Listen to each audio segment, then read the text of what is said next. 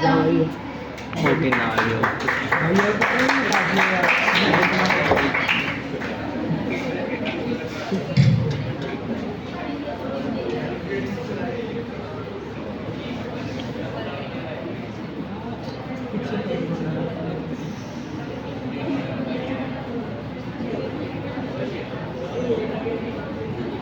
morning everybody, my name is Yuvraj and today I am here to present my presentation on the topic World Ozone Day.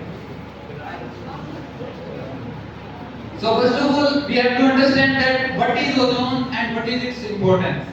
So what is ozone? Ozone is a gas. Ozone is made up of 3 oxygen molecules. You have to know that oxygen molecule does not exist in a single state. It always exists in a diatomic state.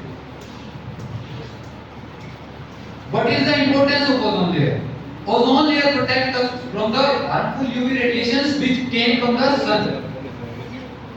And you know where is ozone layer present? Ozone layer is present in the second layer, in the middle of the second layer, stratosphere. Let's see how ozone molecule is formed. First of all, oxygen molecule. मैंने आपको बताया अभी कि oxygen molecule कभी single exist नहीं करेगा, वो हमेशा डबल में एग्जिस्ट करेगा, मतलब O2 का मॉलिक्यूल होता है। तो फर्स्ट ऑफ ऑल इसमें यूवी लाइट पड़ेगी, तो यूवी लाइट पड़ेगी तो ये ब्रेक हो गया, ऑक्सीजन सिंगल मॉलिक्यूल में ब्रेक हो गया। फिर इस सिंगल मॉलिक्यूल और डबल मॉलिक्यूल तीनों मॉलिक्यूल मिलके क्या बनाएंगे? 3 मॉलिक्यूल बनाएंगे और उसी होते हैं ओजोन मॉलिक्यूल। और सेकेंडली ओजोन लेयर कहां पे प्रेजेंट होती है? ये होती है अब ट्रोपोस्फेयर, ये हमारी अर्थ है। अर्थ में सबसे फर्स्ट लेयर होगी ट्रोपोस्फेयर जो कि अप टू 12 किलोमीटर होती है, और सेकंड लेयर होती है स्ट्रेटोस्फेयर जो कि अप टू 50 किलोमीटर होती है, और स्ट्रेटोस्फेयर के बीच में वो ब्लू पार्ट दिख रहा है, वो अपनी ओजोन लेयर है। नेक्स्ट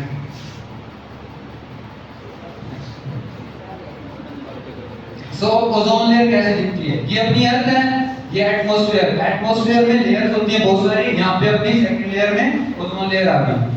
अब ये क्या होता है? सन जो रेडिएशन फेंकता है, यूवी रेडिएशन फेंकता है, तो यहाँ पे अब ओजोन लेयर नहीं है तो ये प्रोटेक्ट नहीं कर पाएगा। ओजोन लेयर का काम क्या होता है? ओजोन लेयर हमें रेडिएशन से प्रोटेक्ट करती है।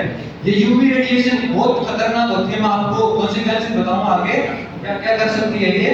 तो अगर ये ना होए, ओजोन होल क्रिएट हो जाए तो क्या क्या हो सकता है? Next ozone layer depletion. Ozone layer deplete हुई कैसे? पहले अपने को पता होना चाहिए क्योंकि पहले तो सही थी ओजोन लेयर, तो वो डिप्लीट कैसे होने लगी, खत्म कैसे होने लगी अपने आप? तो अपने पास होते हैं ओडीएस। ओडीएस मतलब ओजोन डिप्लीटिंग सब्सटेंसेस। वो हो गए जैसे हाइड्रोक्लोरोफ्लोरोकार्बन हो गए, क्लोरोफ्लोरोकार्बन हो गए। मैंने यहाँ पे एग्जांपल लिया CFC क्लोरोफ्लोरोकार्बन, उसमें भी फ्यूरेन जिसमें 3 क्लोरीन होते हैं उसका एग्जांपल लिया मैंने। तो इसमें 3 क्लोरीन है, कार्बन की वैलेंसी 4 होती है, 4 एटम रह सकते हैं कार्बन से, तो इसमें क्लोरीन 3 थे। एक क्लोरीन क्या करता है? वो ओजोन का आपको मॉलिक्यूल बताया मैंने, 3 मॉलिक्यूल होते हैं ऑक्सीजन के, तो ये क्लोरीन रिएक्टिव होता है, तो ये एक ऑक्सीजन मॉलिक्यूल को अपने साथ ले जाके क्या बना लेता है? क्लोरीन मोनोऑक्साइड बना लेता है, और ऑक्सीजन का एक जो डायटोमिक स्टेट में एग्जिस्ट करता है वो अलग हो जाता है, तो अपनी ओजोन लेयर है वो ब्रेक हो जाती है।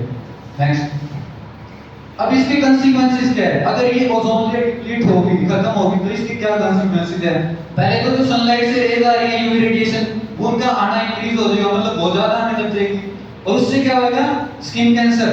पता ही होगा यूवी रेडिएशन से स्किन कैंसर बहुत होता है। कॉन्ट्रैक्ट, इससे क्या होता है? जैसे मतलब कईयों को देखा होगा आंखों में मतलब वाइट वाइट हो जाती है, जैसे पत्थर की आंख से लगती है, ये वो बीमारी होती है, इससे वो हो सकती है।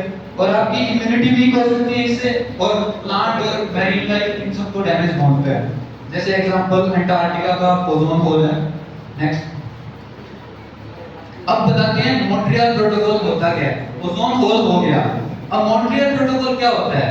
हमने मतलब सभी ट्रीटीज हैं उन्होंने स्टार्ट किया कि अब ओजोन होल क्रिएट हो रहा है, तो ये तो अपने मतलब धरती को खत्म कर देगा, यूवी रेडिएशन से कैसे बचें हम? तो ओजोन ये कब लॉन्च हुआ था? 1987 में ये अडॉप्ट किया था, और इसका काम मतलब स्टार्ट कब होने लग गया था? 1989 में। अब मॉन्ट्रियल प्रोटोकॉल क्या होता है? ये एक इंटरनेशनल ट्रीटी बनाई गई थी, मतलब सभी देशों के मतलब मिलके और इंटरनेशनल ट्रीटी बनाई गई थी, जिसमें क्या था कि ये जो ओडीएस सब्सटेंस होते हैं, ओजोन डिप्लीटिंग सब्सटेंस, जैसे बताया था अभी क्लोरोफ्लोरोकार्बन, उन चीजों को बैन करने के लिए, उन चीजों को कम यूज करने के लिए, प्रोडक्शन कम करने के लिए ये ट्रीटी बनाई गई थी। नेक्स्ट अब देखो ये हमारी अर्थ है, ये ग्राफ है, ये स्केल है, ये शो कर रहा है कि जितनी नीली होगी उतनी ओजोन लेयर है ही नहीं, मतलब उस पे जीरो ओजोन लेयर की मतलब परत है ही नहीं, और वहां पे जितनी रेड होएगी या जितनी मतलब आगे आगे बढ़ती जाएगी उतनी मतलब उसके ऊपर ओजोन लेयर की परत है। तो अब ये मॉन्ट्रियल प्रोटोकॉल के साथ हो गया, ये ग्रीन है, मतलब इस पे ओजोन लेयर की कवर चढ़ी हुई है। जब मॉन्ट्रियल प्रोटोकॉल नहीं होएगा तो हमारी अर्थ बिल्कुल ऐसे दिखेगी ब्लू, मतलब इसके सारी कवर हट गई, मतलब इस पे ओजोन लेयर बिल्कुल भी नहीं है, तो फिर मतलब हमारा जीवन भी संभव नहीं होगा इस पे। नेक्स्ट, अब हम क्या कर सकते हैं एज एन इंडिविजुअल, हम क्या कर सकते हैं? नेक्स्ट नेक्स्ट, पहले तो हम क्या कर सकते हैं, हम जो ये एनर्जी एफिशिएंट प्रोडक्ट होते हैं उनका यूज कर सकते हैं। जैसे मतलब अब पहले अब जैसे जो कंपनी है वो कई बनाती है एनर्जी एफिशिएंट प्रोडक्ट्स, और कई बनाती है मतलब सस्ता माल बेचते हैं और पैसा ज्यादा कमा लेते हैं, लेकिन वो एनवायरनमेंट फ्रेंडली नहीं होता, सस्टेनेबल नहीं होता। तो अब आप क्या कर सकते हैं, उन बंदों से मतलब चीजें खरीदें जो कि बढ़िया चीज देते हैं, मतलब जो एनवायरनमेंट फ्रेंडली चीजें होती हैं उन चीजें खरीदें। और हम क्या कर सकते हैं, हम दूसरों को एजुकेट कर सकते हैं ओजोन डिप्लीशन के बारे में, भाई ये चीज ना लो, ऐसे लो। और अब कलेक्टिव एफर्ट है, गवर्नमेंट पॉलिसीज लाएं और हम उसे रेगुलेट करें। अब मान लो गवर्नमेंट तो कोई पॉलिसी ले आए, अब सर ने जैसे कह दिया आई कार्ड देने हैं, अब आप फॉलो ही नहीं करोगे तो फिर इसका फायदा क्या होगा? मतलब सर पॉलिसी लाएं और आप एप्लीकेबल उस पे अप्लाई करें, तो ये चीज करनी है अपने को। इंटरनेशनल कोऑपरेशन हो, मतलब ऐसे नहीं अब ओजोन होल है सारी अर्थ के ऊपर है, वो ऐसे तो है नहीं कि सिर्फ अपनी इंडिया के ऊपर है, वो सारी अर्थ के ऊपर है। तो सब कंट्रीज को क्या होना है, कोलैबोरेट करना पड़ेगा, मतलब सबको इकट्ठा होना पड़ेगा। ऐसे नहीं कि इंडिया में प्रोटेक्ट कर लेंगे हम ओजोन होल को, बाकी हम प्रोटेक्ट नहीं करेंगे। तो इसलिए इंटरनेशनल कोऑपरेशन चाहिए, सबको मिलना पड़ता है इस काम के लिए।